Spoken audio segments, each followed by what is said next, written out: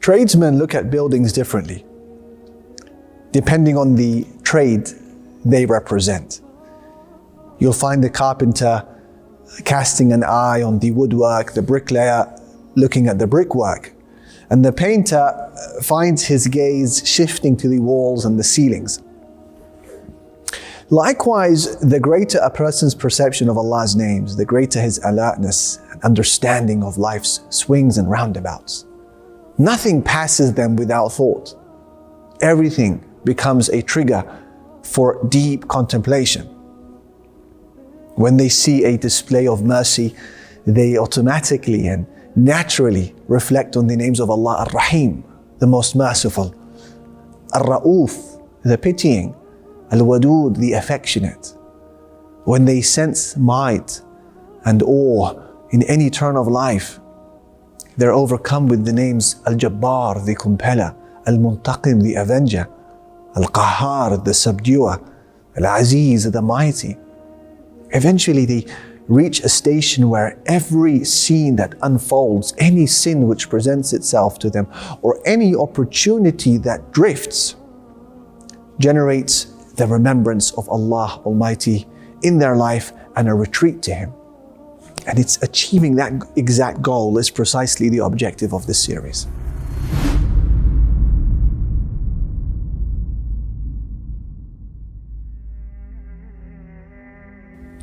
I don't think it would be an exaggeration in any way to make the claim that the universe in its enormity was created with the intention for us to realize the names and attributes of Allah. Allah Almighty said, Allahu alladhi khalaqa sab'a samawati wa min al-ardi mithlahun. It is Allah who created 7 heavens and of the earth the like of them. يَتَنَزَّلُ الْأَمْرُ بَيْنَهُنْ. His command descends between them. Why was all of this created? Listen to the second part of the ayah. He said, لِتَعْلَمُوا, so that you may know, أَنَّ اللَّهَ عَلَى كُلِّ شَيْءٍ قَدِيرٌ, that Allah is most capable of everything. وَأَنَّ اللَّهَ قَدْ أَحَاطَ بِكُلِّ شَيْءٍ عِلْمًا, and that Allah has encompassed all things in knowledge. It's as if He is saying that this wondrous and formidable structure around you was put there so that you look at it and realize that Allah exists and that Allah is capable and that Allah has encompassed all things in knowledge, to know His names and His attributes. Qiwam Sunnah al-Asbahani, he said that if a person wants to accept someone's offer for marriage or offer himself for marriage or wants to deal with a person in any way, he would first request his name, his nickname, family name, and would ask about both the important and unimportant matters. And then he said, so Allah who created us and provided for us, the one whom we hope for His mercy and fear His punishment, is worthy of us knowing His names and understanding them. And your iman is closely linked to your level of knowledge of Allah. And seeing that you and I will never see Allah in the life of this world, we're left with the names of Allah and their effects that can be seen and felt around us today. So we can conclude that one of the greatest ways of fostering iman to levels where you can almost taste it is by way of contemplating the names of Allah and noticing their effects in life and their signs and their signatures in the universe and within your very self. And this is because love has causes. One of them is Jamal, beauty. Beautiful matters by virtue of their splendor, they're loved. The heart has a natural affinity towards all of those things that are pleasing to the eye. And since all beauty in existence is from Allah subhanahu wa ta'ala, we can ask the question, who is more beautiful than Him? And of course, the true answer to this question will only be realized on the day when the veil between Allah and His righteous servants is finally removed, when their eyes will gape and their minds will wander in awe. And as for the second cause of love, after Jamal, beauty, is ihsan, good treatment. Those who bring benefit to people and treat them well are loved. As for the favors of Allah upon man, subhanallah, they predate his existence. Allah provided him all what he needed, from within the womb of his mother. He then releases him into a world that has already been fully furnished with all what he requires. It's all there. And that's why Prophet Ibrahim said, الَّذِي خَلَقَنِي فَهُوَ يَهْدِينَ. He is the one who created me and guides me. وَالَّذِي هُوَ يُطْعِمُنِي وَيَسْقِينَ. And it is He who feeds me and gives me drink. وَإِذَا مَرِضْتُ فَهُوَ يَشْفِينَ. And when I am ill, it is He who cures me. What about the favors of Allah? Allah's good treatment of His creation is such that your role in acquiring the things you need is only a minute phase in the middle. And as for the levels before it and the levels after it, they were taken care of entirely by Allah. Let me explain. When you make your way to buy bread, just remember that you weren't the one who brought down its rain and allowed it to seep into the soil, nor were you the causer of its wheat to grow, nor were you the planter of those seeds, nor were you the harvester, nor were you the supplier of the grain to the companies, nor were you the grinder of those grains, nor the mixer of ingredients, nor the kneader of the dough, nor the baker of that bread, nor its packager, nor its seller. Your involvement was simply to pull it off the shelf in its ready, baked format. Then after you swallow the food, again, you play no role in the phases after it. You didn't inspire the esophagus to push the food down to your stomach.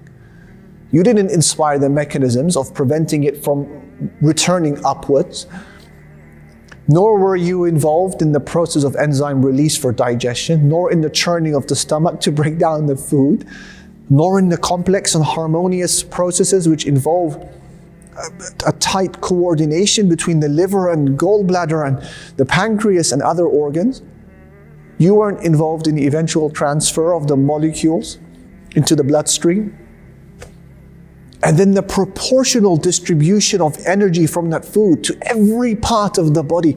A portion goes to the nails, a portion for your hair, your face, your tears, your veins, your blood, the white of your eye, your sweat, your flesh, your nerves, your muscles, tendons, bones. Each gets a share. You didn't play anything, you didn't play any role in that. You didn't play a role in the excretion of what the body doesn't require from that bread. Your involvement is purely a short role in the middle to take the bread off the shelf. Whilst all of the most difficult processes before it and after it, they don't involve you in the least. This is just one example pertaining to bread. What about the rest of Allah's favor? The apparent ones and the hidden ones. And both those that you're aware of and those that you're not, and even those that you will never know about. So when you look at both of these reasons for love, Jamal, beauty, and ihsan, kindness, favors, you notice that they are captured perfectly by His names and His attributes. The deeper you explore them, the deeper you realize just how perfect and beautiful and infinitely kind Allah has always been. This in turn leads to the immediate rebuilding of Iman and the experience of the sweetness of ibadah, worship. But you see, not only does knowledge of Allah's names pull you closer to the doorstep of worship, it also pushes you farther away from sins. It's an amazing study. A man once found himself alone with an Arab Bedouin woman, and he tried seducing her. She refused his invitation. She said to him, ثَكِلَتْكَ أُمُّكَ أَمَا لَكَ زَاجِرٌ مِّن كَرَمْ أَمَا لَكَ نَاهٍ مِّن دِينٍ. What is wrong with you? Where is your honor? Where is your religion? And he responded to her jokingly. He said, لَا يَرَانَ إِلَّا الْكَوَاكِبُ. Why are you panicking? No one can see us but the planets. She said to him, فَأَيْنَ مُكَوْكِبُهَا. Where is the one who put those planets in their place? Allahu Akbar. We're going to come across in this series many similar examples of this type of story, because this is precisely the objective behind the choosing of this topic. That the next time a sin presents itself to you saying, here I am, no one is looking, we develop this ability to say, what about Allah? What about As-Sami', the hearing, Al-Basir, the seeing? What about Al-Raqib, the observing? What about Al-Alim, the knowing? Al-Qadir, the capable? And I love the words of Imam Ibn al-Qayyim, who summarizes the fruits of journeying through the names of Allah Almighty. He said, if a person ascends into the realm of realization, where he can almost see the perfect traits of Allah and His majestic descriptions, his soul will feel the special type of nearness, where it will experience the removal of veils that stand between one's heart and soul and its Lord. That veil is the nafs, the self. And so if Allah allows that veil to be removed, his heart and soul will make their way to Allah, causing a person to worship Allah as though he could see Him. So join us as we try to achieve just that in a series we've named A Life with Allah.